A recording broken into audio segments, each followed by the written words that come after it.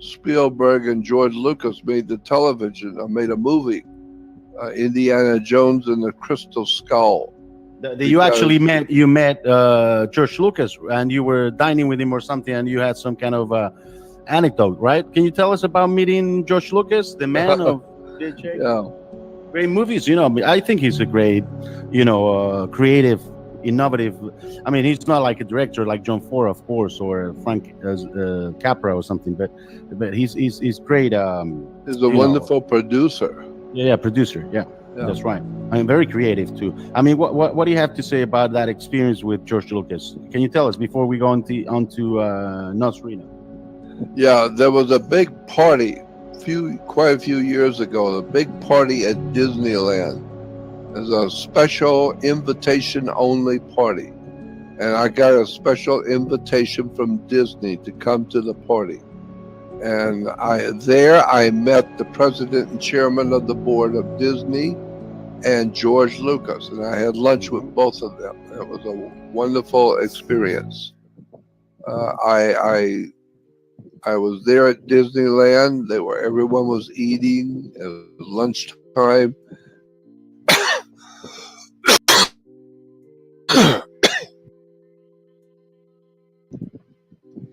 And I got lunch and sat down at the table. I wasn't even thinking about where I was and what I was doing. I just got the lunch and then went over and sat at the table. And then come to find out, when I sat down, right across from me at the table was George Lucas. And right next to me was Michael Eisner, the president of Disney, president and chairman of the board of Disney. And so Michael Eisner and George Lucas and I sat and talked for a while. We had lunch together. And that was a very interesting situation for me. I wasn't expecting that. But I just happened to sit down in the right place at the right time and met both of them. And George Lucas said to me, he asked me, I introduced myself to them. I said, Mr. Lucas, my name is Jordan Maxwell. And reached over the table and shook hands with him. And he said to me, Jordan Maxwell, you've got a book out. It's got a red cover. And that book is called The Book Your Church Doesn't Want You to Read. Is that right? And I said, yes. And I said, I'm honored that you would know about my book. Yes, I'm flattered that you would know about my book. And he said, well, the only reason I know about your book is because I don't read books. I don't have time to read books. I hire people to read for me. I don't have time to read for myself. And he said, so, yeah, you're seeing a picture of George Lucas, myself, and Michael Eisner, the president of Disney, at the top left. And he said, I don't read. I pay other people to read for me. And he said, but my wife bought your book, and she really was impressed with that book, and she made me read your part. Because I just had a part in the book. There were other authors. Steve Allen was one of the authors. He was my favorite author in my book, was Steve Allen. And there were many other authors. But George Lucas said, my wife made me read your part, what you did. And I was very impressed with it. And he said, so that's why I remember your name, because my wife made me read it. And Michael Eisner, the president and chairman of the board of Disney, was sitting next to me. And he said to George Lucas, he said, who is this? And George Lucas said, this is Jordan Maxwell. He's an author and a writer and a researcher. And so I met Michael Eisner, and we had a real nice talk among the three of us. There were other movie stars there at the table also, quite a few. But I was talking to George Lucas and Michael Eisner. And I have met a lot of people in Hollywood. I know a lot about what's going on in Hollywood. And now I'm in northern Arizona. I'm in Flagstaff, Arizona. And you're quiet there, relaxed, getting healthy. And We got the crystal skull here. Nick Nocerino. Tell us about Nick Nocerino. Very interesting things getting into a Nick castle in Southern Nocerino. Europe, Second World War. His name was Nick No Serino. Nick Nocerino was a world-class expert on crystal skulls that have been found in Central and South America. There were crystal skulls, actual skulls with moving jaws, skulls that were glass, and they were like no other glass that's ever been found in the world. These were ancient, very, very ancient skulls made of a crystal that were buried in the dirt, and it was found. One was found, and another one was found, and they started finding these crystal skulls in Central and South America, and that's why they made a movie of Indiana Jones and the Crystal Skull, because there are crystal skulls. And I knew Nick Nocerino, and I used to help him when he was speaking at conferences. He needed help, so I would go down and meet with Nick Nocerino. I carry his skulls around. I carry the boxes with the skulls in them, and help him set up his lecture for the evening. So I was very close friends with Nick Nocerino, and he was phenomenally fascinating man. There was nothing he didn't know about the world of the occult, spirits, demons, devils, Hollywood, motion pictures, and all the strange stuff with aliens, UFOs, and alien stuff. He knew it all. He was a world-class expert. And I used to hang out with him and learn from him. But that's why I always say I am not the world's foremost authority on anything. I've said that many times. I am not an authority.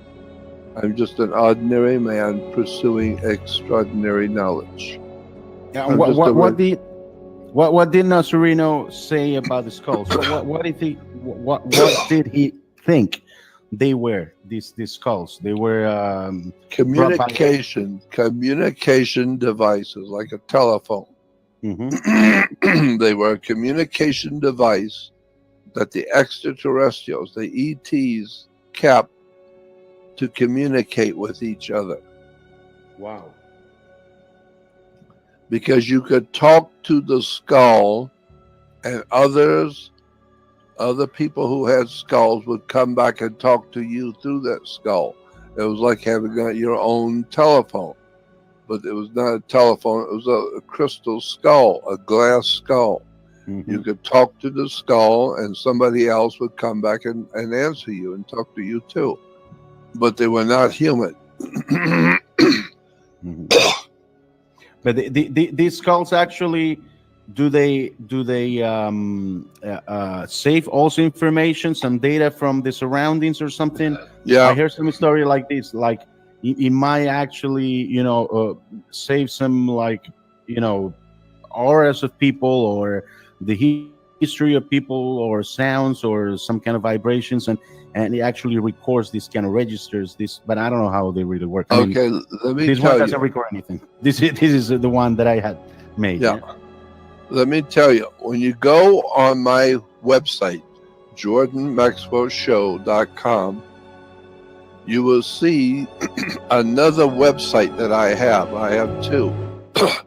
You will see a second website. When you go on jordanmaxwellshow.com, there's a second website, and it says Research Society, Jordan Maxwell Research Society website. So if you go on the Jordan Maxwell Research Society, that's it right there. Click on login. You got to join first. You got to join it. You click on join, and once you join it, then you click on login. And when you go to login, you will find that I have all kinds of research material from all over the world. All kinds of strange stuff that people have never heard of before, with crystal skulls with Nick Nocerino, and you will see one of the first places you go for audio. On my research society, you will go, and when you log in, you will see a folder that says audio visual or important people and links. That's another place you need to go to. On my research society, go to important people and links. And when you click on that folder, important people and links, it will show you all of my friends who are very, very important people that I have known and worked with, that are extremely interesting, intelligent people talking about important things that you need to know about. And when you go to can I show a little bit of the vault from my iPhone? I'm showing the vault there. When you log in, you will see that. Yeah, there it is. See, I'm logged in now, and you see that, and then now you will see something like this, like he's saying. You go to important people and links. That's right. And audio, video. That's right. And then down the line toward the bottom, there's another that says important people and links.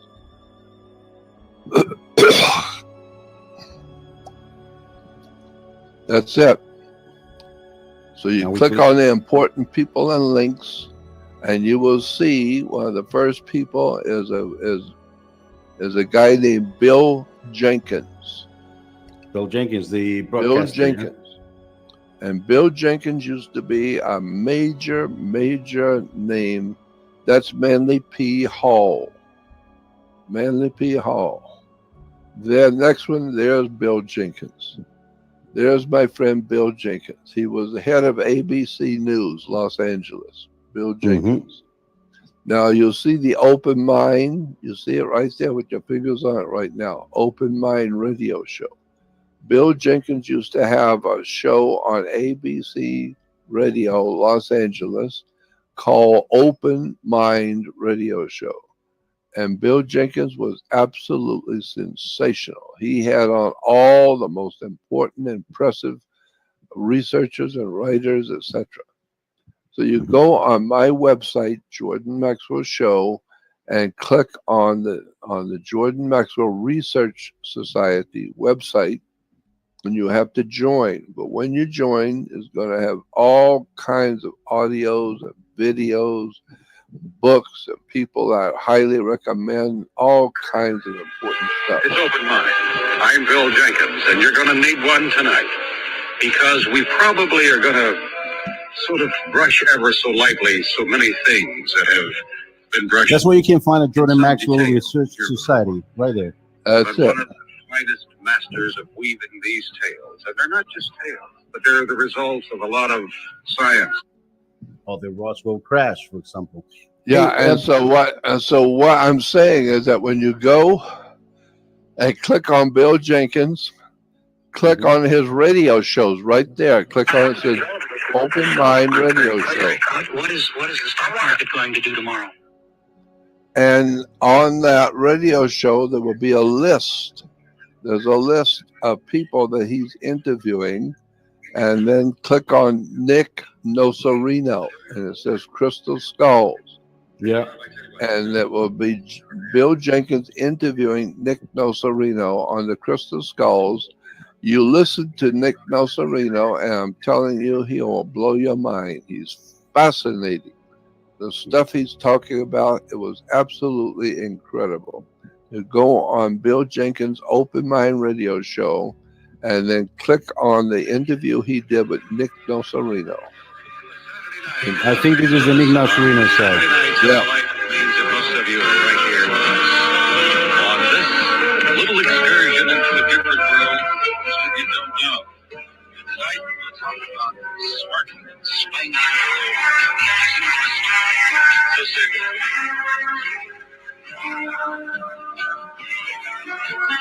crystals, and I was the only one at that time who was actually doing that. Marcel, when I met him and talked to him, That's Nick Nocerino, right, Jordan? Was doing a lot of research. Is that Nick Nocerino? Using crystals to teach people how to channel, become mediums. You want to get I know, this is Dale Yeah. Oceana, who's a lovely lady who works with Native American techniques and Dr. fairly popular Marcel with that. also. She had been Because had a he got tradition so of many crystals all her guests, life, but man. had not been teaching. Not only one about She one hadn't gotten the message single that she was supposed to do this. topic subject. And actually, I was the only one at the time who was out there waving rocks. I hear them all. And they really, they But used the to say list some very goes unkind on things. forever here. You got rocks in your head too, fella. And Back to Bill Jenkins. Right there. That's It's open mind. Tonight, Bill Jenkins has invited you all. What tonight is in store for you? Welcome. Your whole world is into Ramblin'. Douglas Morris. We'll be talking to Douglas later about the first word to talk about the amazing crystal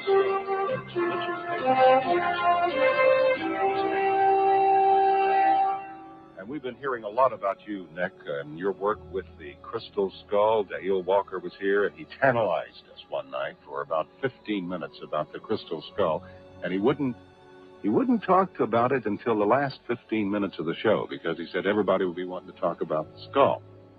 And he was absolutely right. So you're here, and we're for an hour and a half or so, we're going to talk about the skull. What is the crystal skull? Why is it important? Well, number one, there are more than one crystal skull. There's more than one crystal skull. That's the first thing we got to understand. Yeah, there's a bunch of them. The Mitchell-Hedges skull is unique in that it's one of the most fabulous, I think, jewels in the world. It's a 9-pound skull, which has movable jaws that are perfectly carved out of one piece of quartz. It is optically fantastic in that light that goes through it comes out any precise place you want it to come out in the eyes. You can adjust the skull and make certain things happen. There are all kinds of talks about what it is or isn't, but nobody really knows. Nobody knows how to make one. Hewlett Packard, who did the study on it, their scientists there agreed that it's possible in a year's time, 24 hours a day, they might get close to making something like it without a guarantee. It's unique for this basic reason, in that the British skull is locked up in a museum, and you can't touch it. The Aztec skull is locked up in Paris, and you can't touch it, if you can even get to see it. The Mayan skull is locked up in Texas and can't be reached. The San Jose skull is locked up in San Jose. It's the only skull that the owner allows people to come and touch and be with. The only rule they have basically is, because we have a copyright on it, is that you can't photograph it. But you can actually touch the skull, you can sit with it, and you can watch movies taking place in this thing. If you're a scryer, particularly, scrying is where you use the physical eye and look into the crystal. You activate it mentally, and all of a sudden you see history going by. Whatever history was, it's a very completely puzzling thing. We can talk about some of that. Its value is possibly in the millions. It cannot be duplicated. It was found in 1924 by Anna Mitchell Hedges. A lot of the anthropologists and archaeologists have gone through a lot of trouble to discredit it, but they haven't been able to do so yet. It's been compared to the Moran skull. It's been compared to the Mexican skull in Britain, the Aztec skull in Paris, the Mayan skull, which we worked with for 3.5 months out of Guatemala. It's the only skull that's available to you as a person who is not an archaeologist or an anthropologist.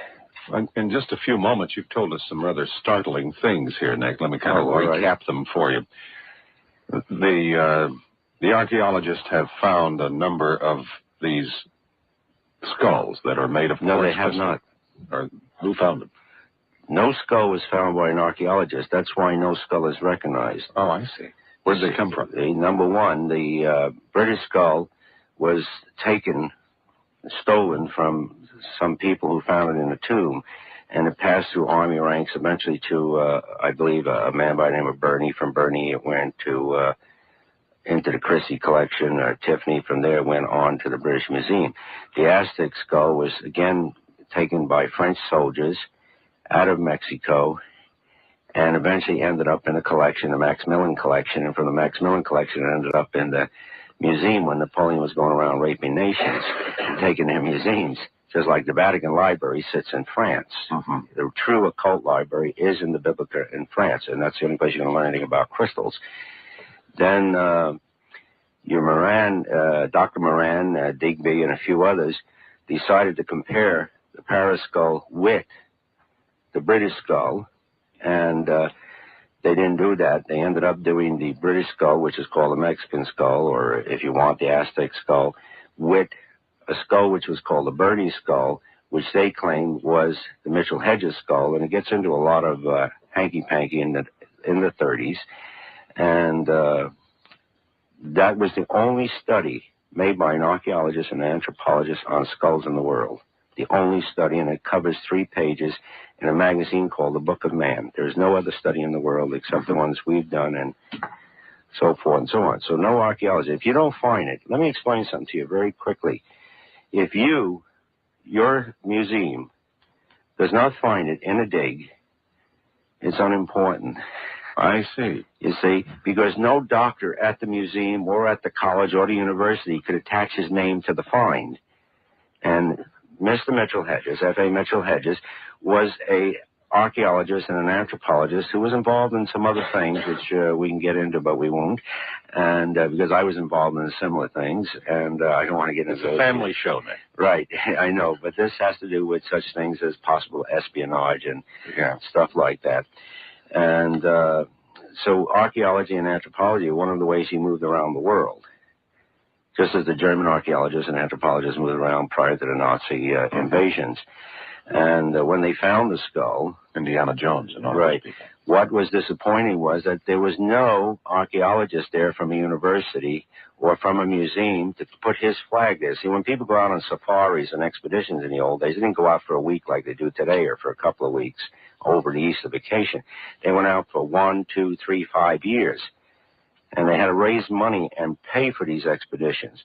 So you, as an archaeologist, would love to be invited because your chances of ever going on a dig are very rare, so that you can publish something. And if you're not invited, you get your feelings hurt. And some of the people who got their feelings hurt, like Thompson and a few others, Digby is one, and Moran and some others, make comments about the skull. The fact is, Anna found it. The natives are there who were there when it was found.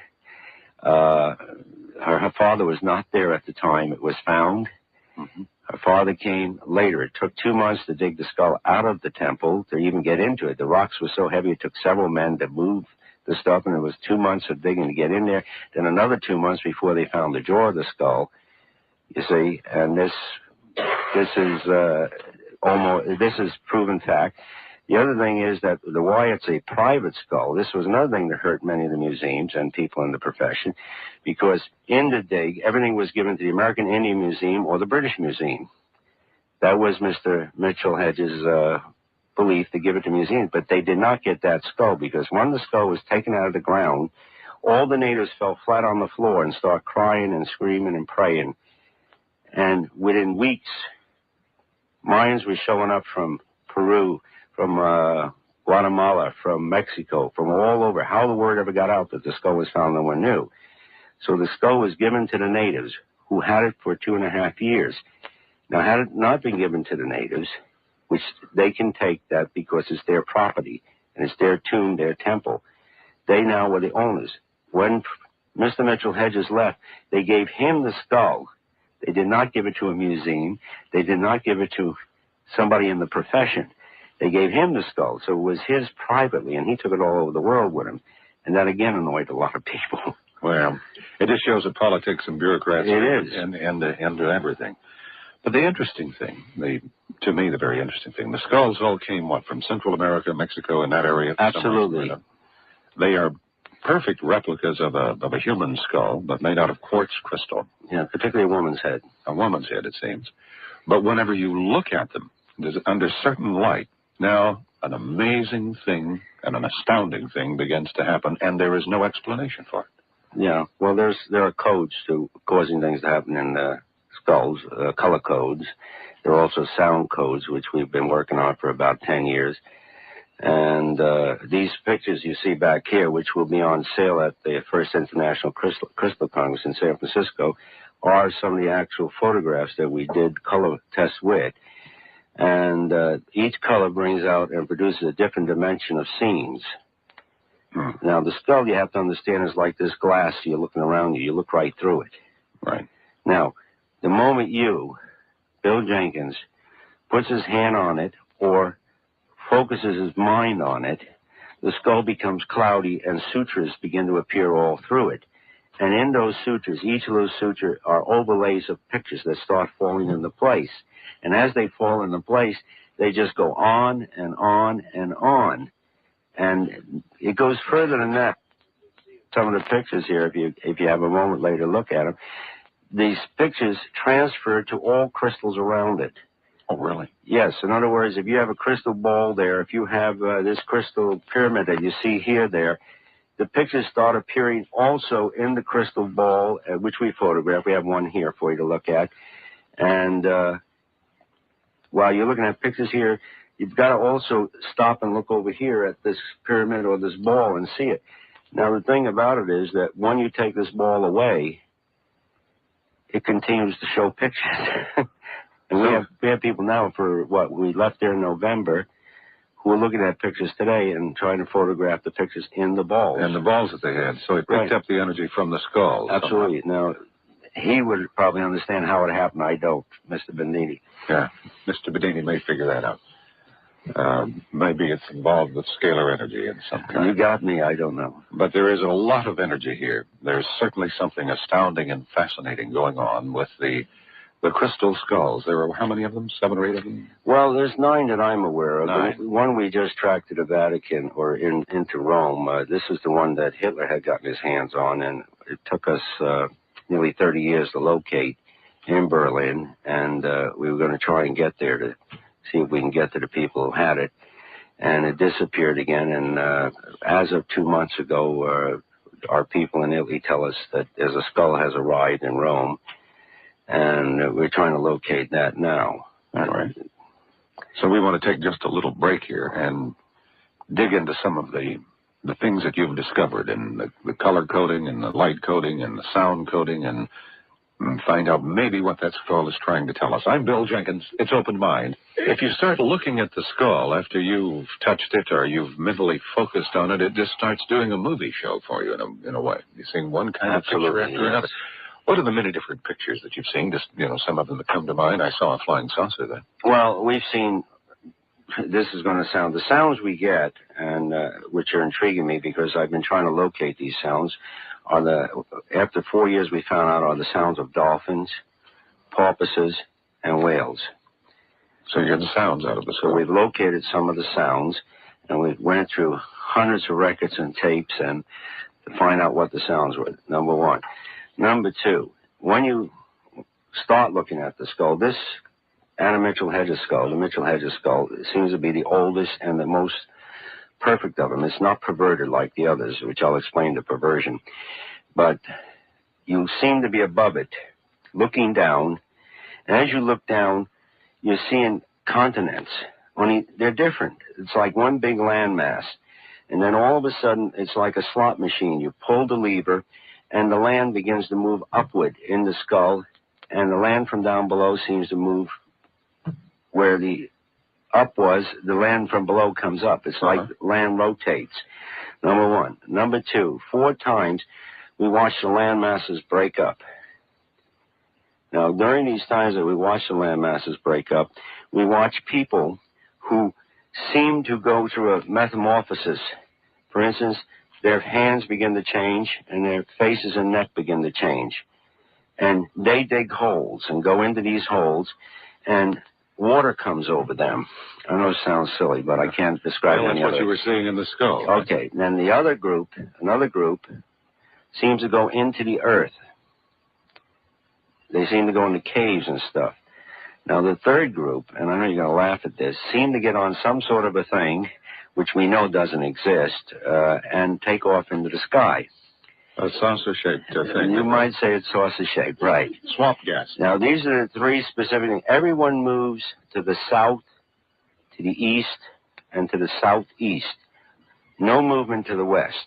Land comes from the west, as you look at the skull, and begins to join, and then eventually, after the fourth thing, begins to look like American continent and the South American continent and the African continent. All that seems to have broken away. Okay. Now...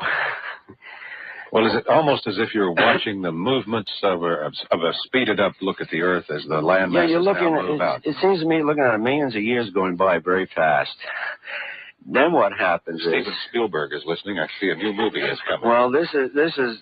I know this doesn't sound correct, but I'm writing about it, and I'm going to tell it the way I saw it. And this is what happens: something comes out of the sky, lands down on what seems to be land, and there's still a great deal of water. These people get out of this craft, or whatever you want to call it, wherever it came from, and they make sounds, and the sounds are either whales, dolphins, we've learned, or porpoise sounds. Out of the water and out of the land that's uncovering, where the water's going back, people begin to rise. Some people come out of the earth, but very few seem to come out of the earth. And other people, you're going to get hysterical over this one, seem to fly. I mean, literally seem to have some sort of wings. And I know a couple fly. of people who do that, you know. That Yeah, well, I'm trying to... it's hard to describe this on the telephone. I can show you some of this stuff in slides. And where there were forests, there's ice. Where there was ice, there's forest. And there seems to be so many environmental changes. It seems that nature, as you watch, goes through vast time. You have to assume that thousands of years are going by. And then nature seems to change it. And it's always changed with water and what seems to be ground sinking and rising. And then it stops. And when it stops, that's the time that you begin to focus in on the pyramids of Mexico, Central America, parts of South America, the pyramids in Spain and France, the pyramids in China, in the Shensi area, the pyramids down in the Giza, in the most of which I visited. And all of a sudden, all kinds of things are happening, and cultures, and there are battles. Now, in the meantime, I have to explain to you that there are battles somewhere going on in the heavens, or what looks like heavens, stars, you know, out in the universe. And strange lights are being flashed back and forth. And then the sound changes. There's a different type of sound. It's almost like the sound would start in the left or right side and come into the center of the head and kind of explode inside your head. Something like Dr. Lee Sinella's sound machine does, and your head seems to want to explode. Now, we alter this. What we do is we pour purple light into it, or indigo light, and we soften the sound. The color and the light seem to soften the sound so that the intensity of it on your head or your nervous system or your own electromagnetic impulse system seems to calm down from the light. Now, if we hit it with red or a real heavy gold and yellow, it increases it. And many of the people get sick or begin to feel very disabled within themselves. Whereas green, bluish colors in the blue range, in the purplish, indigo ranges, violets, and complications arise when you multiply colors, where we're hitting it with, let's say, yellow and red, or where we hit it with greens and blues, or greens and oranges. All sorts of things are happening. Now, there's a main code system, which I'm not going to give you on the air, but let's say that some of the colors we would play around with are the 7 master colors: orange, red, green, blue, you know, yellow, and all that. And what we try to do is crisscross them. Now, Randy Fons, who invented the color machine, which we used many years ago when we were working with communication with plants or stuff, he hits the skull or the crystals at 2,400 colors a minute. That's how fast his colors operate through his lasers. And We have had images appear outside of the skull. Wait a minute. I'm dead serious. Wait a minute, Nick. We've had images appear. I can show you some photographs of them standing there. I was saying wait a minute because I didn't, no head. Wasn't that I didn't believe you, but I've got to stop and do something. I'm sorry. No, I will. Wait a minute too. I mean, the image is coming outside the head. The crystal skull is a remarkable artifact. How old is it, do you think? Well, I'm probably down. I'd say anywhere from 25,000 to a quarter million years old. I'm sorry, but that's how I feel. That's how you feel. So it's been around longer than Los Angeles. But in checking with geologists and people at UC and different colleges and universities, they tell me the things that are happening in my head or what I'm seeing could not have happened unless it happened 100 million years ago or 200 million years ago. Or, yeah, certainly the movement of continental shelves. And I found out after 10 years that such a place did exist.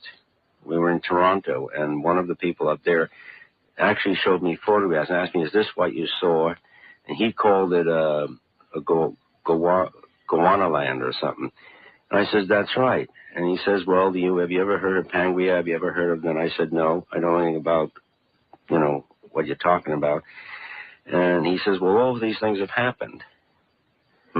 He says, but they had to happen millions of years ago. Now, you're trying to tell us that these people, millions of years ago, lived in the ocean, lived within the earth, came from the sky, and lived on top of the earth in a very sophisticated society. And I said, I'm not telling you anything. I'm just telling you what I saw. What the skull is showing. And what the skull is. There's not one skull, but several skulls.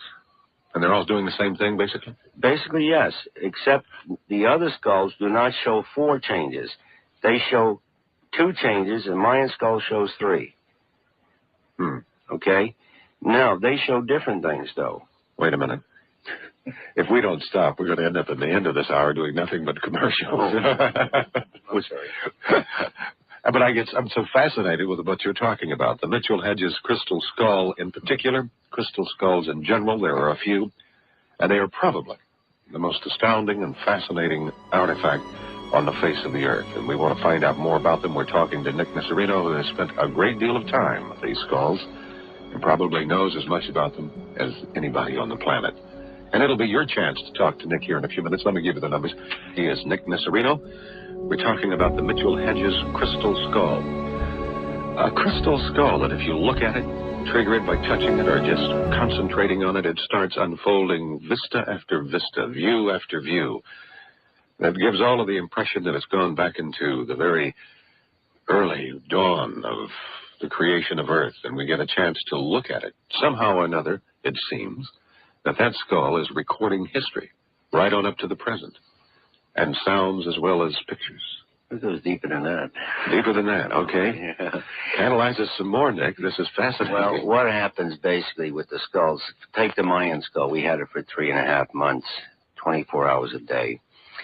And I locked myself in for Friday, Saturday, and Sunday with the skull. Nothing else. And everything that I knew, and I'm not an educated man, the skull seemed to know. It played back my memory bank to me. Oh, boy. And the Mitchell Hedges skull played back my memory. Every fairy tale I could think of that ever came into my mind, my invasion, when we invaded France, when we invaded Anzio, when we invaded Sicily, when I was in Africa, when I was in Asia, it seemed to play my whole life back, like it was taking more from me than I was getting out of it. So that, to me, it was like some sort of unknown computer that you sit in front of, and it absorbs mentally the information. You don't even talk to it. Yes, even though I'm asking it questions, it is taking my information and putting it in its category wherever it is. Now, I'll give you an example. When I was 9, I saw a skull in a mirror. First time I saw a skull, I just come from a funeral. It was one of my pastimes, going to funerals. And I figured it was always nice. Sometimes I even walked into the wakes because there was a lot of food and nobody knew who was there half the time. And during the Depression, it was nice to get some food and some other things. And it was always nice to go to a funeral. So I went home one day and I looked in the mirror and the skull looked at me. Now, the skull on its head, the crown of its head, had a black reptile come out. And then on the sides, over where the ears would be, other reptiles came out, one on each side, and one came out of the back. Now, the skull in the front came out and had feathers on it. Now, this is what you saw when you looked in the mirror. And you should have seen yourself. Yes, I should have seen myself. Yes, I've been mirror gazing since I was a shiny medium at the age of 4, and I did all kinds of seances and stuff like that. So I was very proficient reading mirrors. Mm-hmm. We would always have a mirror, and I would tell them what I saw in the mirror about whoever it was we were talking about. And the skull appeared. We should mention that you do have this. You're well known for your psychic ability, and you do a lot of slightly, yes. Whatever psychic is, I've never figured out. But another thing that happened, so you understand, I can give you 3 instances. I'm looking in the mirror, and I see this person having a baby, and as the baby is taken out, this man and woman who are in all these Indian robes or feather robes, I consider them Indian, I don't know what they were, put the skull inside the womb and leave it there. The other one is where they are taking a child from the stomach area and they place the skull in place of it. And another one is where they are removing the heart from a man and placing the skull while the heart is on the chest within the chest cavity. Now, I forgot all this. Yeah. I really did. And when I was in southern France, I met my first skull outside of a museum with a secret society there, which we don't have to get into, but they have a skull. And they, for some reason or other, showed me the skull, which I never could understand. I've seen skulls from people who, out of nowhere, come up to me and show me the skull, and they tell me that they say things to me, and I answer in response, and I don't even know what I answer. But then we get very involved. One priest gave me a small skull to wear, which I wear around my neck at times. Told me wherever I go in the jungle, if I would leave the skull out, I would never be harmed. And he had a rose quartz skull that was on the Guatemalan border, which moved both jaws. It was the most beautiful skull I've ever seen in my life, and I've been looking for it now for 20, 30 years, whatever it is. And I'll go find it again if someone gives me a hint where it's at. But when I looked into the skull, here I saw snakes coming out of the top. All of these things that you had experienced. Everything I experienced at the age of 9 were coming out of the skull that I was looking into. And it baffled the blazes out of me. I can tell you 100 other experiences. So it was picking up your thoughts and then reading them out to you. It was playing back to me, or within its history computer bank, whatever you want to call it, I had somehow touched into the bank and saw these things without ever seeing a skull. Because the first skull I saw was in Britain and then in France and so forth and so on. The first 2 were in museums. And here all these are happening in the skull, and I'm thinking to myself, oh, my God. You know, and then I saw one where I was a man, or at least it looked like me, because I kept looking at the guy, and I was wondering why he was sneering at me. He actually sneered at me, turned and sneered at me from the skull, and another one spit at one of the ladies. It gets quite involved. You have a lot of things going on. Oh, yeah, we had as many as 33 people at a time. I had 33 groups working on the Mayan skull, and many people, of course, have worked with the Mitchell Hedges, none as long as I have other than Frank Dorland. And the things that have happened are just, it's a computer. So it's not only playing back history as it's recorded. It adds to it. It adds the gaps. It adds to it every day. It adds your history if you're in front of it. Anything it sees, it records. Definitely, this skull is not something to put in the hands of my wife. Definitely. Now, may I make one comment?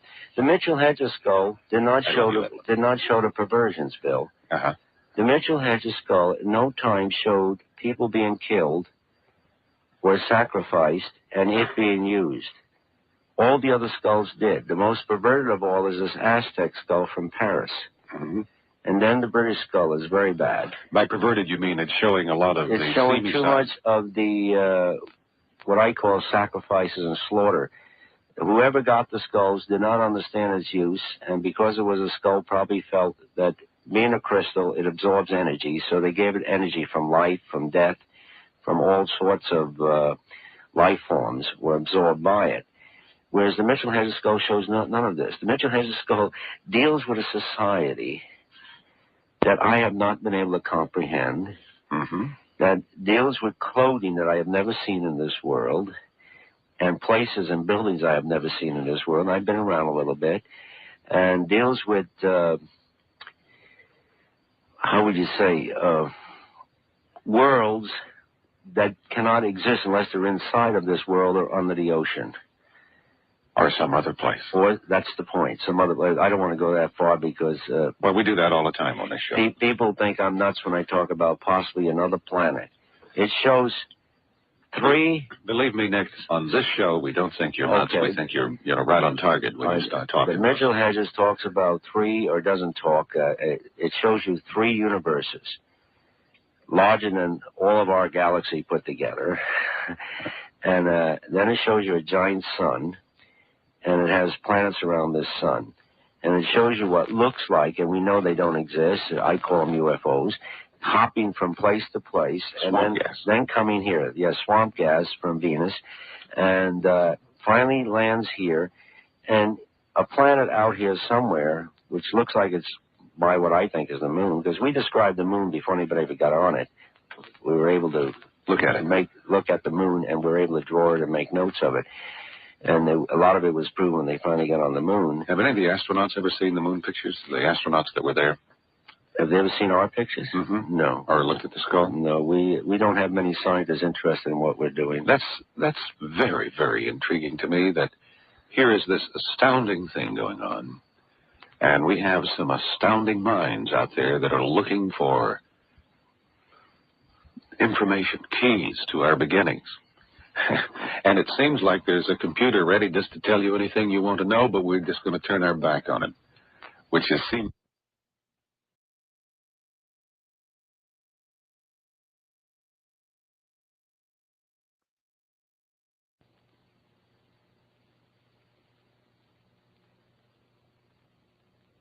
And KABC.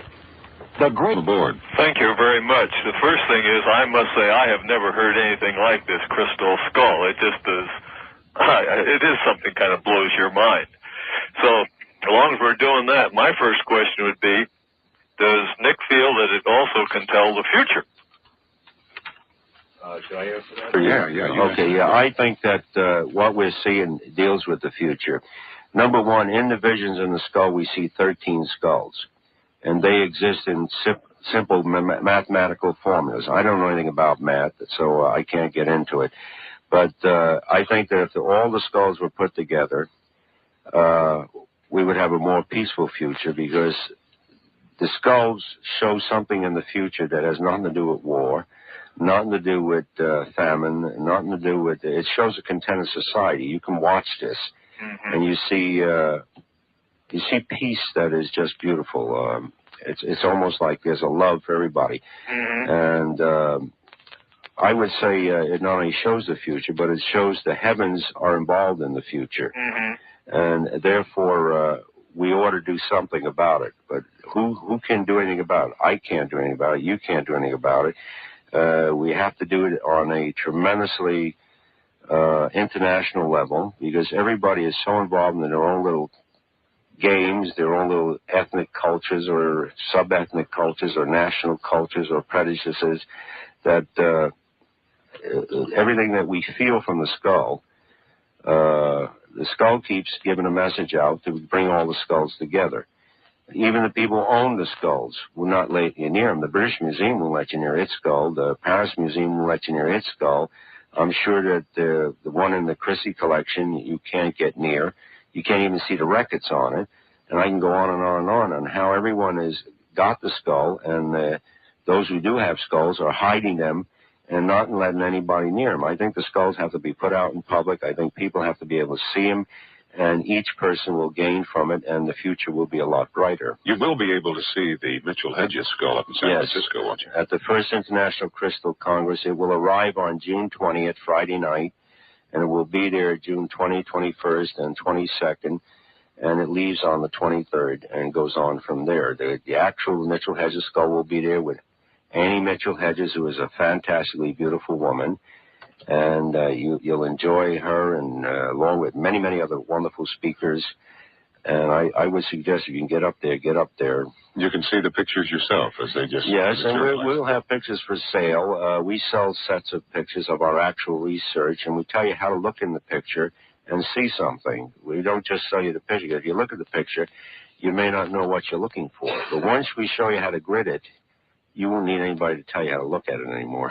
Okay, Roger, does that help you? Yes, it does. Gives me some insight. Thank you very much. All right, I appreciate you being aboard tonight. My pleasure. I always like to listen and come aboard. I was thinking this also seems to tie in with Greta Woodrow, too. Yes, it does. Okay, thank you. And with the Gladdens, who will be here in about a month. Wonderful. Okay, thank you very much, Roger. I'm Bill Jenkins on KABC.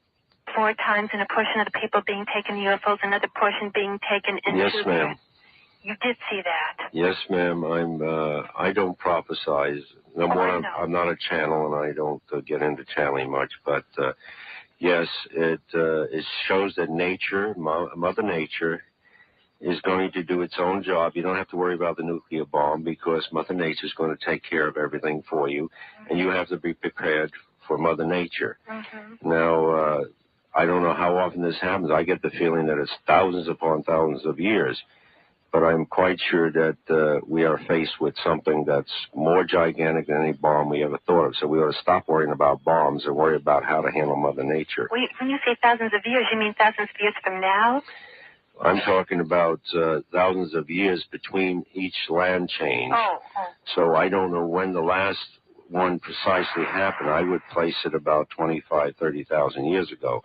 In my memory bank, that's what comes up when I'm working with any crystal or with the skull, because I do a great deal of work with other crystals, and the answer always comes out that Mother Nature is going to take its own time and change everything around. We better be prepared for Mother Nature. I see. I don't know if that helps you. Yes, that helped me, and I had that feeling as much, but I wanted to see, And the other question I wanted to ask you is, I met this woman, and she was a clairvoyant, and she had this vision, and what the vision was, and I wanted to ask you how you felt about that. I really would like your advice. She had this vision that my face was full of soot, and then it turned into a crystal skull. And I was wondering if you felt it was true what she said, and what would that mean? What would your feelings be on that? Well, there is a metamorphosis that takes place. You're not the only one that's seen that or been told that. In the last year and a half, 2 years, many of the people, whether they're into crystals or not, see, for instance, the Congress is about all types of crystal uses, not only about skulls. And I deal in all types of crystals. Skulls happens to be one of my specialties. But I would say that last week I was told a similar tale. About 2.5 weeks before that, 4 people told me this story. And I'm sure Marcel Vogel has heard it. I know Rob Bonewitz has heard it. And many of the other speakers have come up against it. So what I think it means basically is that somewhere in your society, in your past societies, your memory banks or whatever you want to call it, you were connected with the skulls. And that you have an obligation to the skulls, and the obligation to the skulls is to bring light to the world and to bring the elements under control. That much we've learned from the skulls, that these people were able to save the societies by watching the elements, by watching the universe and the stars and stuff, and it seems all of these people who were involved, who were able to come up with this information, got covered with dust, or some even said that they got covered with water or lava, molten lava, and that their heads became crystal skulls. Now, that's as far as I can go on that particular one without knowing more than I know right now about you and about, some other things.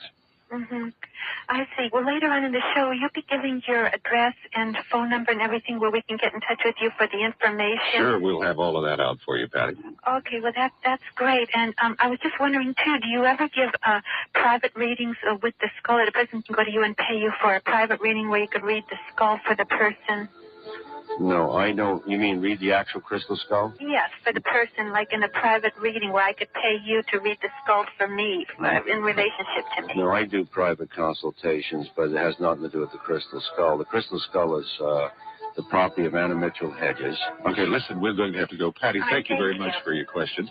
We're going to take a break for the news at 10, but we'll be right back right after with Nick Miserino and the fabulous Crystal Skull. Miserino, who has spent so much time with them.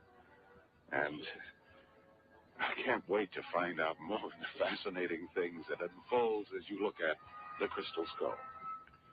Also, we find that some fascinating things unfold whenever you take pictures of the Crystal Skull and then look at the pictures you took of the Crystal Skull. Ho is here. Ho will be our guest on crystals here in, is it about a month? No, Ho? About a month.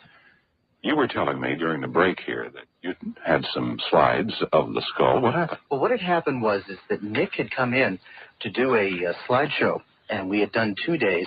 And there was one slide in particular that I was really noticing because it was a full frontal shot of the skull. And in the bottom part where the jaw was, a number of us had seen this particular scene. It was a nice spring day. You could see the sun was out. All the hills and valleys were green. There was a little walkway with a wooden fence. And it was a really nice scene. Mm-hmm. Well, that was Saturday. Now, Sunday, Nick ran the same slides in the same order. And when that slide came up, I looked for the same scene. And what I saw, and the number of other people with me, was the exact same scene, but instead of spring, it was now the dead of winter. Now, this seems to happen all the time, Nick. Yes. People take pictures of the slide of the skull and get a picture, and the next day it's a different picture, and it's the photograph that's changed. Yeah, it's just like a haunting picture, as I was explaining to you earlier. We take a picture of a room like this studio, which we did in one studio, and we got a picture of something else. And we found out that existed before they built the studio. Oh, hello. You know, and it's not uncommon in Oroville to shoot houses and find something else in the picture, or shoot a room and get other people and different furniture and stuff. Well, the skull has a way of doing the same thing. It's an energy. What we're doing is, we call it working with energy. We don't call it ghosts. We don't call it really skulls and crystals. We're working with the energy within the element that we're working with. And the crystal has to have one of the best elements we know that's conducive and to the vibratory rate of a human being. Now, why the crystal skull is so much more powerful? Let's give you an example. Simply, last time we went to work on the crystal skull, I brought my researchers, Ron Dickerson, Sandra Bowen, and Dale Walker. And I told them I didn't want them to go near the skull. I didn't want them to look at it. I don't want them to touch it. I want them to ignore it. Because we hadn't come to the ground roots of the project yet, so I didn't want to offend anyone. So, in the meantime, I took some measurements to see how much energy is coming off, and there was no energy at all. We walked right up to the skull with our meters and touched it, and nothing happened. And that satisfied me, because I'd done work with other skulls, and this one I had seen before.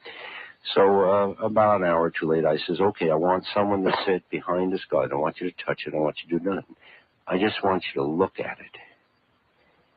Well, we took range readings again, and we jumped 20 feet. A minute later, we were 40 feet. A minute later, we were outside on the street. 5 minutes later, we were going down the street, still picking up energy. So I yelled up, touched the skull, and had this person put their hands, one of the researchers put their hands on the skull and concentrate on visualizing inside the skull, seeing what's inside the skull. We could have gone over a mile down the road, but it started to pour rain, and I gave up. Now, there's an interesting thing. And you were still getting a reading. We're still getting a reading. Now, you have to understand something. When you measure a crystal and its energy field, it has to be measured in a direct level with the crystal, or with any stone. If we're doing jasper, rhodochrosite, or anything, mariposite, agates, you have to measure them directly at the level as you would a chakra at the level. Mm-hmm. Okay, what happened with the crystal skull that was fabulous is that we measured the top, and it went up 20, 30 feet in the air. We measured the bottom. It was on the floor. It was to the sides of the skull. It was behind the skull. It was everywhere. It was like a tourmaline where the energy is completely wild. Only here, And it generally means the energy goes in all directions. Here, the skull not only went in every direction, but it was organized, and it was like a wall moving out, not just like an energy field of stream of energy. It was a solid wall moving out against us. Could you feel it? Oh, yes. You could physically feel it? Oh, sure, and other people felt it, too. That's why you bring other people, because, you know, you can always say, well, you mentally did that. You don't tell them what's going on. Well, is it energy somewhat like the crystal pyramid that Ho brought here, that you can literally feel the energy flowing off the top of that pyramid? I could take that piece of crystal there, and by methods that I've learned to use over 50 years, probably increase that to 150 to 200 feet. Wow. See, and as Ho knows, I shocked him once in up north when he came up for a seminar by taking a little piece of something and giving it to someone. The field jumped from 15 feet or less to hundreds of feet going clearly down the road. It's all a matter of the elements and energy and elements and so forth. But the skull didn't need that. The skull produced its own wall. And I mean, it was a solid wall on all sides and moved out from there. So you have to merge into that wall and become part of it. And I just think it's fabulous. I would like to see somebody like Marcel Vogel or one of the other speakers that are going to be at the thing get some of their equipment and take some accurate measurements, because we couldn't haul our equipment into Canada, you know, and go through it all. And go through it all. But we've had a number of calls here during the break. Let's give the address again and where people can go in San Francisco to see the Mitchell Hedges crystal skull and experience this astounding thing yourself. That's coming up next weekend, I think, isn't it? Yes, it's at the Cathedral Hill Hotel in San Francisco. And it's on Van Ness Avenue. It's the first International Crystal Congress, June 20th through the 22nd of this year. And there are 2 phone numbers you can call and get information. Locally, you can call 818-761-0945, or you can call the Bay Area, 415-873-0139. And you get all the information. If you pre-register, you'll save money, and you can pre-register up to June 10th, and then you have to pay a great deal more. I'm sure there'll be a lot of questions about the skull after tonight. Ho, you're going to be appearing, right, at Alexandria 2 tomorrow? Yes, we're going to be doing an appearance there. We'll have all our crystals. We'll be talking about the crystal conference, because I think this is a very important thing to stress. Nick hasn't really stressed this yet. I've been trying to get into it. I know. I've been listening to the other stuff, you know. This particular Crystal Congress is really the very first major gathering of all the people who work in the crystal field. You've got Nick Nocerino there, Marcel Vogel, who most of your listeners know, yes, Rob Bonowitz, who's the author of Cosmic Crystals, Mitchell Hedges Skull will be there, Joel Glick from Healing Stones. There's about 20 other speakers, and it's a 3-day, it's Friday night, all day Saturday and Sunday of lectures and workshops, and this is a very special gathering. So myself and Nick have been talking about it for the last couple of weeks. The number that we gave locally, the 818-761-0945 number, is Heidi Ho, and Dee Dee is there taking phone calls. And if people pre-register with us, because the date is already expired on that discount, but if they pre-register and just mention on their form Heidi Ho, there's an extension, and we can give them that discount. All that information is 818-761-0945. And what time are you going to be at Alexandria 2? Now, that is tomorrow. We're going to be there at 3 o'clock. It's a 2-hour lecture, and it's only $10. It's a basic class talking about what crystals are, how they can be used, how we've been using them. And the idea is to simply take people who are beginners or people who have a little bit of knowledge and do some experiments and show them what's happening with crystals. All right. A lot of things are happening with There is a daily rate also that we haven't mentioned. For those who want to just go one day, either Saturday or Sunday, and Friday night, there's a rate for Friday night and either Saturday or Sunday, which Heidi Ho can explain, or the Congress can explain if you call the Bay Area. All right. So they'll get all of that information out. And I might mention, Nick, that we've already scheduled you back on this show on October 11th.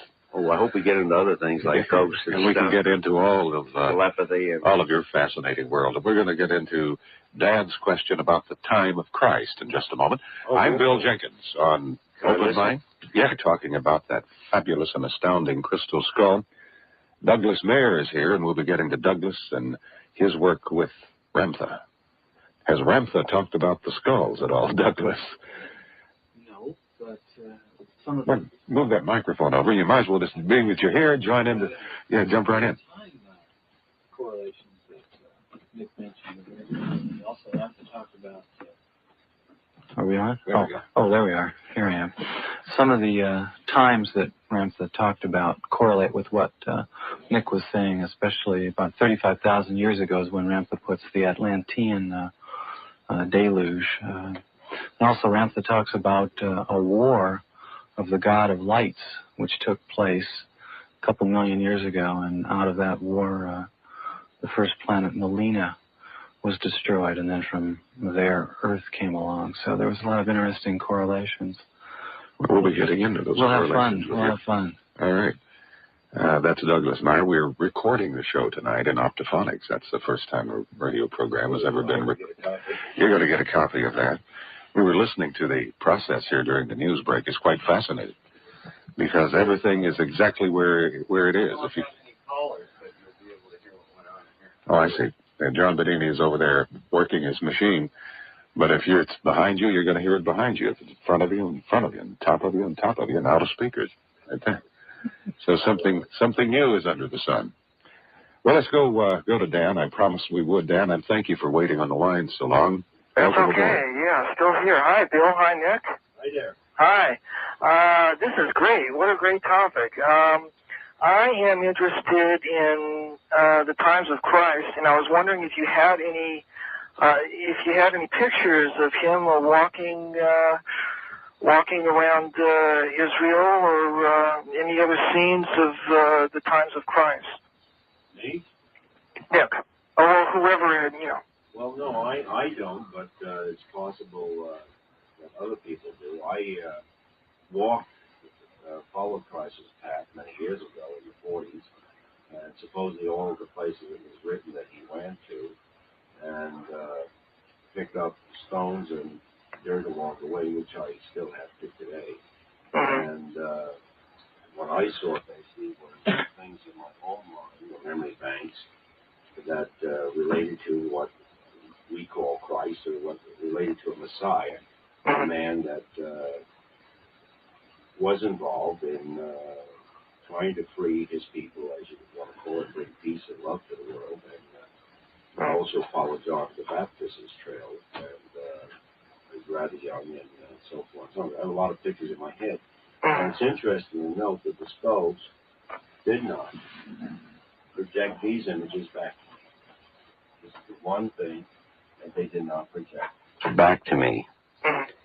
So I cannot give you an answer there, but he's absolutely correct in saying that roughly we place it at a minimum of 25,000 years, and that basically somewhere about 35 to 37,000 years. Now, we do not put a name on the land. In other words, the names we use are from different geologists and archaeologists who use these words, go on the land of Pangura and Langaria, you see, and stuff like that.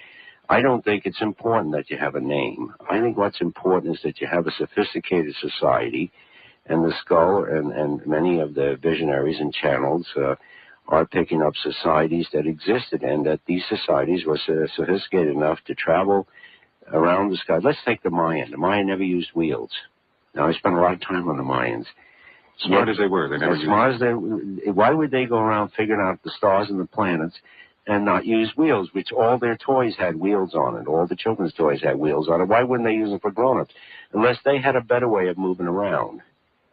That's number one. Number two, when the skull was found, how did the Mayans know in Peru, in Mexico, in all of the other countries that the skull was found? How were the Mayans all of a sudden gathering down here at this temple in Lubantum in Honduras when there was no way of communicating? There was no radio, there was nothing, and yet they started showing up, and they kept showing up, and they kept showing up, and they kept showing up from every place that you can conceive of. Mayans that hadn't been seen before. were showing up. Where were they coming from? How was the message getting out?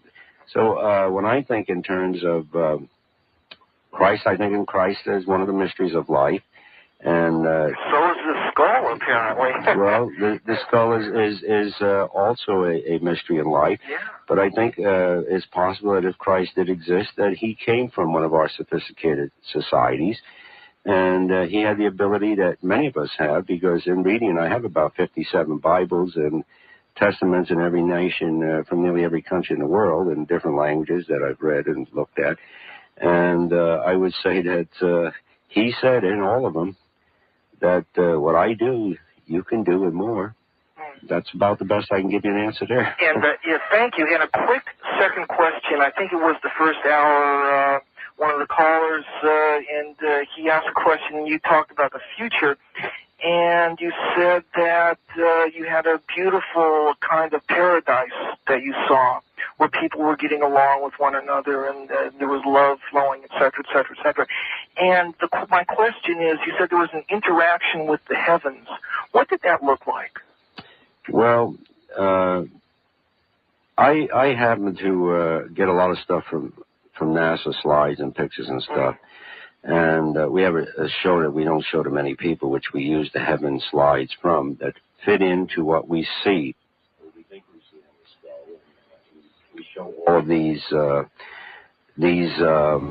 slides with them. It looks like the universe. It looks like somebody better take a look at the North Pole and the South Pole and find out what's really there. Yeah. That's the best way of answering your question without getting involved. There's a lot of things going on there. Okay, Dan? Okay, thank you very much. All right, thank you bye-bye. for being with us. We're 25 minutes past 10 on this Saturday night. Nick Nisarino is with us, and we're hearing one of the most astounding stories, true stories, we've had on this show since its inception in 1979, the story of the Crystal Skull. You hang in there now. Dino, is it with me? We're talking about the Crystal Skull. Also, Douglas, is it Mayer? Douglas Marr is here. We're going to talk about Ramtha. And you can just start getting in here and adding I wish you would.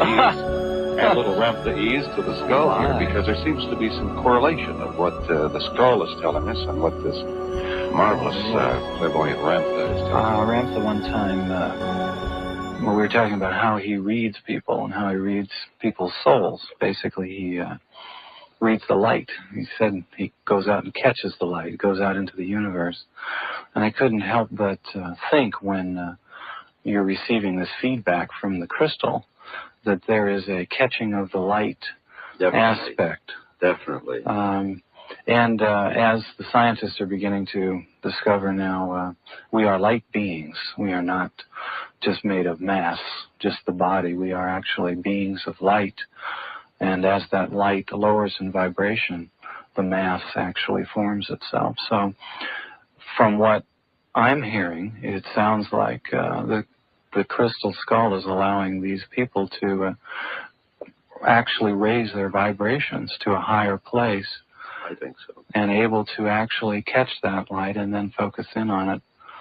Also, the ability of it to give us the history lessons is real interesting. It's just fascinating to me with something like this that is unfolding before us, that there hasn't been an enormous concerted effort using the greatest levels of technology we have to find out what we can find out from that skull. There never is, Bill. Number one, most scientists are afraid to attach themselves to anything metaphysical in any sense, and this is considered quite occult and pagan.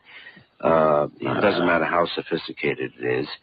But I was reading an article sent to me the other day, a doctor, Born Norenbaum, or whatever his name is, developed a new science. I don't know if you're aware of it, and this happens all the time. A new science. You know what the new science is? I have no idea. He discovered that the body is composed of electrical impulses and magnetic impulses, and that if you use these impulses, you know, that you can correct diseases and people can heal themselves and also do all kinds of... Now, isn't it amazing that we've been teaching this? I have been teaching for 50 years. Now, this new science is being developed. And recently someone developed a new science whereby you can do remote vision. And you could actually look into some place, you know, that's quite a distance away. And it's funny that we've been doing this, and the ancients have been doing it for thousands of years. Right. And then we have dermal optics, which is nothing but psychometry, where we've been training blind people to see through their nose, through their hands, through their smell, taste, and all of that. And they now have a science called dermal optics. And isn't it interesting people develop? And see, if you change the name and call it a new science, then it becomes acceptable. Now, how do you make things? How do you make Buddha acceptable? How do you make Krishna acceptable? How do you make Christ acceptable? How do you make God acceptable? Well, how do you call the crystal skull something metaphysical when the fact of the matter is that you look at it and all of these pictures play out of it, even ones from your own mind, are in? There's nothing metaphysical about that. That's very factual. That's data. That's true. That's scientific. That's true. And how are the photographs that are been taken of the skull changing from day to day? Now, Kodak can't explain what's happening to their film when it happens. They don't venture to. No photo people do. They just tell me we got a lousy picture. And yeah, it changes every day. You know, we took pictures that had writing in them of a room, and we took them to some photo labs because the magazine would not publish them because they said they were phonies. So we gave them the negatives, and they run through computers, and they find out whether they're real or not. Okay. So the writing starts to change, and now they develop the pictures again. Now the writing is different. And so they decide to run the pictures again. Of course, now the writing is completely different again. Pretty soon, the whole picture has changed. And I asked them, there were 7 of them, 3 of them representing national syndicated press, and the others representing universities. And I said, well, what do you think? Are they phony or not? And they said, we don't know how you did it, but it's impossible. See, in other words, take Paso Robles. The refrigerator moved across the room. 4 scientists sat there and watched the refrigerator rise up off the floor, 1 foot, move across the room and go down. And they looked over and they said, how did you do that? I said, how did you do what? He said, well, it's impossible for it to happen, so you must have hallucinated it. Well, go over there and hallucinate, touch it, where it got moved to. Some people just don't want to believe what they see. Just like if you were in India or you were in some parts of the China and Africa I've been in where thousands of bodies are lying all over the place and people are starving or people have been slaughtered, someone else comes along and doesn't see it. He says, what seems to be the problem? Well, why are you getting excited? You see, some people will not accept reality unless it's reality that only they understand or they want to put into their pragmatic level, if you want to put it that way. We call it a reality box. So the skull is very real. All the skulls are real. The phenomena is very real. We're not sure we understand it, no more than we understand what your friend here is doing. Somewhere, it may have been understood 10,000 years ago or 25,000 years ago, and that scares the hell out of a lot of people because they don't want to believe anybody was around that was any smarter than them at that time, no more than they want to believe that there are people out there somewhere in the universe that might be as intelligent or more intelligent than us. Yeah, they have trouble with I'm not blowing your audience out, I'm just talking. They have trouble with the fact that the pyramids are there. And we can't build one now if you were to give a construction company unlimited funds. I can tell you stories about the pyramids you wouldn't believe. I imagine. The most amazing thing to me about the pyramids is that we still tell people they were built as tombs for the pharaohs. It's still in every encyclopedia and They were dictionary. storage houses, generating houses. Yeah, they weren't really tombs. I mean, that's going a little bit far. No, but even as we know that they weren't tombs, we still tell children that, and we still keep that idea going. Well, it's sort of an ethic that we live in, and I'm glad that we have an opportunity on a show like this to break down some of the doors and perhaps get some people to think. Absolutely. We have a number of people of the scientific community that listen to this show. I think God should bless the fact that there is a show. Yes, we've been very fortunate so far. And I'd like to know how, from our members of the scientific community, how those photographs can...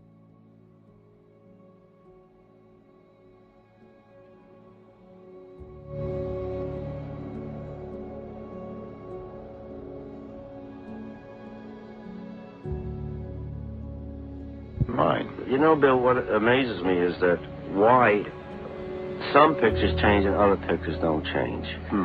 why some pictures stabilize after they've changed and other pictures will just blank out or disappear or appear. Maybe it's a difference in Kodak and Fujifilm. Well, we use only Kodak, and we use 400 ASA, black and white, and we use 400 ASA colored. And we've always used Kodak because, you know, Kodak supposedly is the best. That's a commercial for you, Kodak. And how do they explain the changing photographs? They cannot, and they don't venture to. They come up with some answers that you wouldn't believe. Give me one, I believe it. Well, they said that you moved the camera. Now, our tripods are they're bigger than, they're as big as your TV tripods. They're gigantic. So, or they said you held the camera. Or they said, now we photograph in total darkness. They said, well, someone moved the light. Well, we'll say there was no light in the room. How do you explain that? You know, what do you mean there was no light in the room? You can't photograph in total darkness. I mean, 20 years ago, how did you photograph in total darkness? 30 years ago or 40 years ago, we photograph in total darkness. And if there's energy in the room, it will be photographed, and its movement will be photographed. They say, well, that's ridiculous. This is an overlay, or you put it in the oven. I've had people tell me I baked it in. And we can't pay to have all of our film negatives run through computers to find out if they're real or not. Either now we're at a point we don't care. We do it for our people, our researchers. We're content with the information we get. And we no longer worry about proving it to the world because the world doesn't seem to be ready for a lot of the information that we're ready to give out. I think a lot of people listening to this show are ready for the information. They can listen. Let's get back to our callers here in just a second. And certainly if you have any questions about another kind of a phenomenon that's going on. And that's about all I'm going to say about Mariposa. Okay, Craig? Okay, thank you. Thank you for hanging on the line for so long up there. That's a deadly question. Well, we get into that all the time around here. Jeffrey Goodman would be a good man to get into this because he's a firm believer in what he calls the intervention, which was the intervention of celestial beings in the processes of the development of humankind. Well, Eric Almlund and Craig Almlund wrote the best book on intervention from outer space. As a matter of fact, the only people who ever wrote a book that made sense on the subject. And if you can find a book, it's a very rare book. And they will break down everything, for instance, like the planet you were talking about. Melina, right? Melina. Yeah. They have written about this many years ago before Rampa, became popular. And their information coincides with a great deal of what we got out of the skull 30 years ago, 35 years ago, 40 years ago, and are the closest writer. The next closest writer is Churchward in his books. Okay. In his interpretations, Churchward, who is completely ignored, is another good writer. It took us 4 years to find out. We had a whole library on this material, and accidentally we found out by watching a TV show. I have a large library of his material. Yeah, and I happened to be looking at a symbol, and I said, I've been looking for that symbol for 4 years. He was talking about Lemuria most of the time. No, he was talking about Mu. Yeah, or Mu. Right. Yeah, and so we started to go into his work, and then we started to go into Laplanche's work, and we went into Humboldt. We didn't name him, we went into him. I've got to get into a commercial here. We're going to get into trouble. I'm Bill Jenkins on KABC. The New World. That's about Ramtha, and we'll be discussing Ramtha here in the next hour. But we have... about channeling, which a lot of your listeners know about. And it's so nice to come to a show where I can communicate on the level that I'm used to communicating on without holding back. I'm so tired of doing these 9 a.m. talk shows. Well, you took your tie off. You can just go. And people have no idea what you're talking about. But actually what's happening is we're receiving valid, consistent communications now from other dimensions, other worlds, other realities. And those communications are literally benefiting thousands and thousands of people all across the country. And Voyage, the book Voyage, is creating quite a stir because it's being read by a lot of so-called straight people who really believe in possibilities like this, but really haven't taken the step to say, well, maybe it could be possible. And Voyage is going to be, it's out now in trade paperback, but it's also going to be published by Ballantine Books in mass market, and it's going to be available all over the world. So we're starting to call it a crossover book now in discussing a subject that everyone seems to be interested in, and everyone seems to be now starting to to tap into. What is Ramtha? Ramtha is an energy field. He's just like you and I, except he doesn't happen to have a body.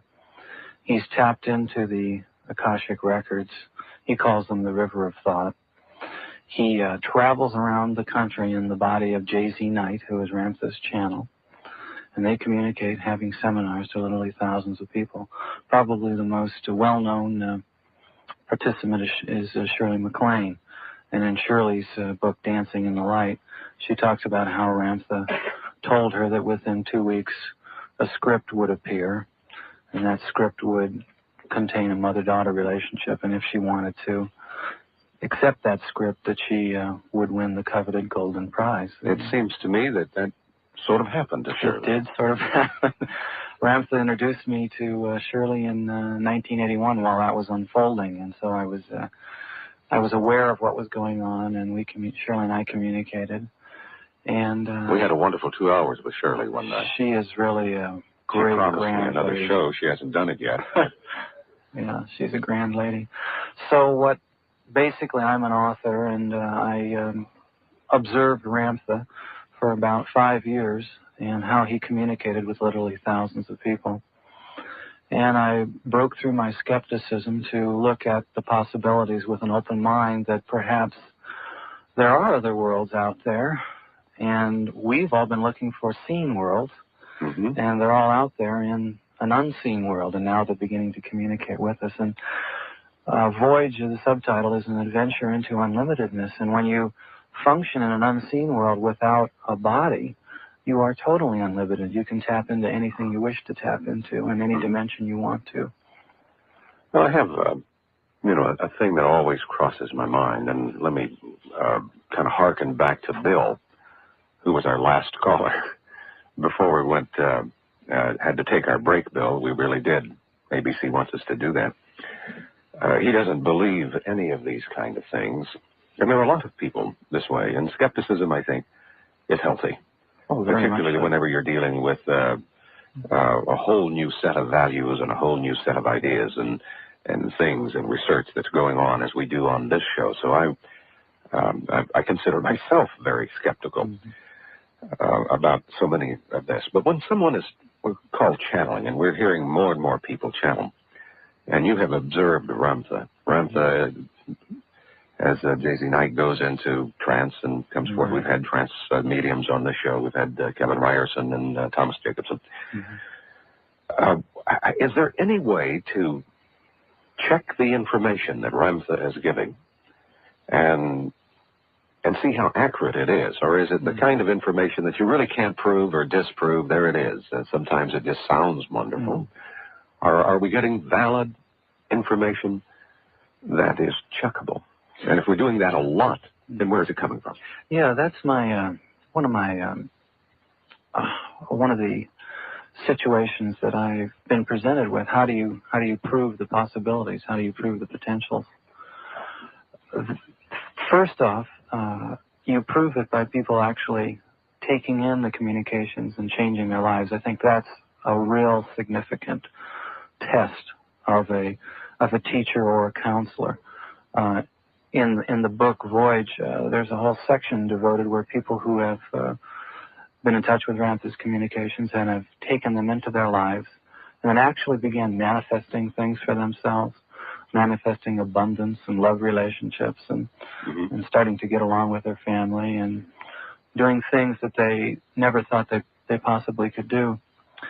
Then I was with Ramtha one time, and I was actually touching the wrist of him in the body of J.Z. Knight, and he left the body in that instant, and I felt an electrical jolt at that point. Something happened. There was an actual, not too dissimilar than sticking your finger into an electrical outlet, I suppose, but there was a slight jolt. And knowing that there was a change of electrical energy there that actually took place. And then with Shirley MacLaine, and how do you tell a great star like Shirley that there's a script coming, and how do you tell her about the future, and how do those things really work? How do those things happen? Well, we could just say he got lucky on that. Has he done it a number of times with a number of people? Because if he has, then the chance of coincidence begins to get astronomical. Yeah, that's true. I would venture to say that eventually there will be boards, scientific boards set up, and what I'd like to see, what Voyage is doing to a lot of people is opening up their souls and minds to the possibilities of what could exist, the new technologies that could come forth. For instance, I've been in a meeting with him, and he was talking about an anti-gravity device. And these kinds of things, somebody asked me in one of the talk shows, well, let's have it. And I said, well, we'll have it when we realize that we can live in a world of peace and brotherhood, when all mankind, when all humankind loves all of humankind, then those new technologies will come forth. So what's happening now, and what I feel people like Nick and you and Shirley and me are doing, is just kind of going across the country and saying, hey, folks, some of the possibilities here are real. For instance, if we had communicated with the unseen world, we might have not even launched the Challenger. Someone might have said, that seal is going to blow. Don't do it. But we discount these things. Einstein didn't discount these things. Neither did Tesla. Stevie Wonder. There's the greatest example of a current fella who's totally tapped into his essence and allowing it to flow. And he doesn't care what he looks like when he's singing and doing his thing. He's totally unlimited. What Ramtha is presenting to us is the ultimate human potential, what we all can achieve. Shirley MacLaine is just an example of somebody doing her thing and making it happen for ourselves, yet we all can do it. That, to me, is the greatest test of a counselor. Ramtha isn't going to take your hand and say, follow me, and you can manifest yourself a Rolls Royce or whatever. If you want one, he'll open the doors for you, and he'll show you how you can do it. I started out as a total skeptic, wondering what was happening, and then as an author, wondering that if it was possible, then we could open up whole new adventures and explorations from everyone on the planet. In other words, this is something that everybody can tap into. It doesn't matter what color you are, race, creed, origin, or makeup, or whatever. You can all tap into the essence of self. We can all tap into the river of thought. Well, I have noticed, and perhaps you're certainly more studious about it than I am, but that it's being brought to my attention that more and more people are channeling. Now, this is something people weren't doing, at least out in the open, 5 years ago. 5 years ago, I never heard of a channel. Yeah. And now they're doing it. I get channeled information sent to me, or information that is supposed to be channeled information. And from everyone. There are groups now. They get together and channel together. And it's always, the people themselves find it a rather amazing experience that they are saying these things and thinking these thoughts, which are quite contrary, quite often, to their conscious thinking. Our belief systems. Yes, one real good definition of channeling is when the channel begins communicating information that they're not aware of, and they communicate that information to people who need it or consider it very important. One channel I talked to said that channels are going to become as plentiful and we're going to become very tired of channels within the next decade. So you keep getting pounded on the head with some good ideas. This is the problem. We don't want all of those things. Well, until God starts talking to himself, one of the great lines, until we realize that God essence within all of us is there. And it's been talked out of us for the last 2,000 years by the various organized philosophies. Yeah, longer than that. And we realize that we are the creators of the universe, and we are co-creating that universe. And then we accept the responsibility. Well, don't say that, because I look around and think, well, back to the drawing board. Well, if there was a hell, I think we'd all be there right now, because a lot of people believe in reincarnation now. And if we've lived before, and if there was a hell, I suppose we would have, we'd be there now, I suppose. So well, that's another word that used to be bandied around only in the closet, but it's out now. Well, in Voyage, there's a wonderful definition of hell. It's a shallow grave. Yeah. I met Jerry Falwell at the Sally Jesse Raphael show. One of Masterworks' authors was debating Jerry, and they were talking about hell was a dump site. And some priest came along and said, if you don't believe the way I want you to believe, you're going to go to the hell. And that's where the whole superstition started. Then scribes came along and painted this the devil spelled backwards is lived. Yeah. Evil is lived. So dogma spelled backwards is M God. So, you know, the limitations that dogma has set up around us have taken away that God essence from us. So, and like Nick was saying, you don't really want to talk about God on the air. Good heavens. But I don't mind it. Well, yeah. So, you know, those of us that are out there now we talk about energy fields and the source. And the force. Right. And the light. And down, Han Solo, down. And we start saying, enlighten up. Yeah.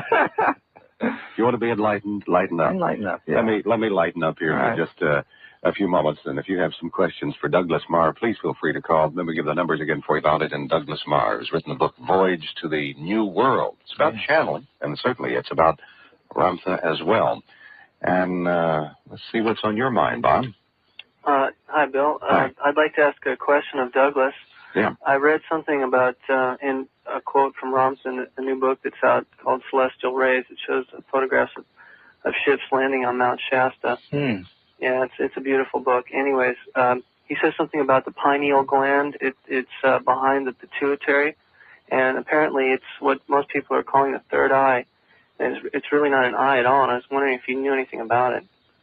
Well, yes. Everybody's nodding yes here. So. Everybody's nodding. That really begins to open up a whole new adventure for a lot of people, because what we're finding out now is that as the pituitary gland is in receipt of what's called love joy, which is a state of blissful happiness, the runners experience this when they're jogging down the road and they reach a peak and they pass this point. The pituitary actually releases an enzyme which flows back to the pineal, located in the back of the head as Ramtha describes it. And that releases another enzyme which goes into the brain and actually opens up more of the brain to receive thought. The communications that are coming down now are that the brain is a receiver. It is not a reasoning device, that the reasoning takes place in the entire being, in your whole body. So that allows us to understand a Mozart or an Einstein immediately, because everybody can be a genius in this moment, because all they have to do is figure out how to open up more brain receivership. And you do that living in a place called unlimitedness, learning to live in the now moment without judgment. And some of those tips and clues are discussed in Voyage to the New World. And I think what's happening with people like Shirley MacLaine and other people is that they are actually tapping into this place called love joy. They're opening up their brain receiver, and they're pulling down new information for the planet.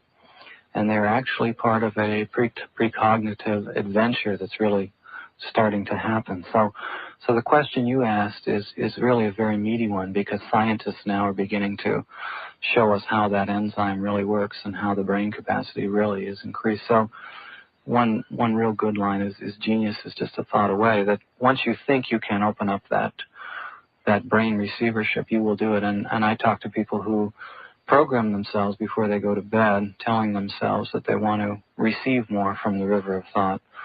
And they actually do. That's why people go to bed on a Friday night and with a big problem and wake up on Monday morning with a solution, and they haven't really done anything. They've just tapped into that.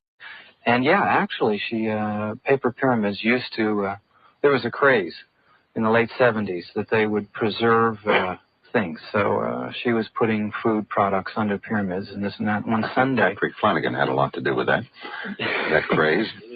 Yeah. Yep. And she put a pyramid on her head with the thought that maybe it'd make her brains better, quote unquote. And Ramtha, this entity begins to manifest. This full body apparition begins to appear at the end of her kitchen, and stood about 7 feet tall. It was as if golden glitter was being drawn to the sunlight, as the story goes. And Ramtha appeared, and she looked over at him in total shock, and He said to her, "I'm here to help you over the ditch."